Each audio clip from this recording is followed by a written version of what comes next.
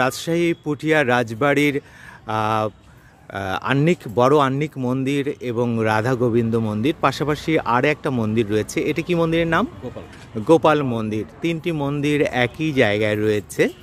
তো এখানে আসবার সহজ উপায় হলো, যে কোনো জায়গা থেকে আপনারা রাজশাহী আসবেন ট্রেনে অথবা বাসে। তারপরে রাজশাহী থেকে পুঠিয়া খুব কাছাকাছি, 15 থেকে 20 মিনিট লাগে বাস যোগে আসতে, এবং পুঠিয়া থেকে 5-6 মিনিটে 5 টাকা ভ্যান ভাড়া দিয়ে এখানে আসা যায়।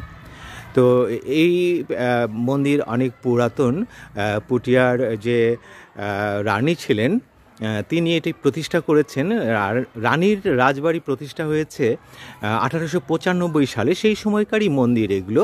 এবং এর আদলটা, এর স্থাপত্য শৈলী কান্তজিউ মন্দিরের আদলে রয়েছে।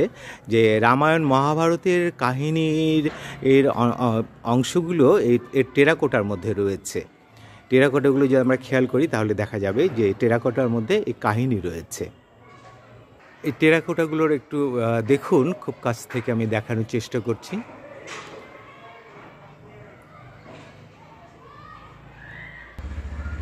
টেরাকোটার অনেক জায়গা ভেঙে গেছে, যেহেতু অনেক পুরনো, সে কারণে অনেক টেরাকোটা ভাঙা খুব একটা বোঝা যাচ্ছে না, কিছু কিছু বোঝা যাচ্ছে। এবার একটু ভেতরটা দেখাই বড় আহ্নিক মন্দিরের। এই হলো ভেতরটা। পাশাপাশি 3টা কক্ষ রয়েছে এবং ছাদগুলো দেখুন। মন্দিরের ভেতরের দরজাগুলো বেশ ছোট, মাথা নিচু করে ঢুকতে হবে। এই প্রস্থে বেশ কম, কত ফিট হবে? 10 ফিট মনে হয়। আমরা এখন বের হয়ে আসছি মন্দির থেকে। বের হয়ে আমরা দেখতে পাচ্ছি রাধা গোবিন্দ মন্দির।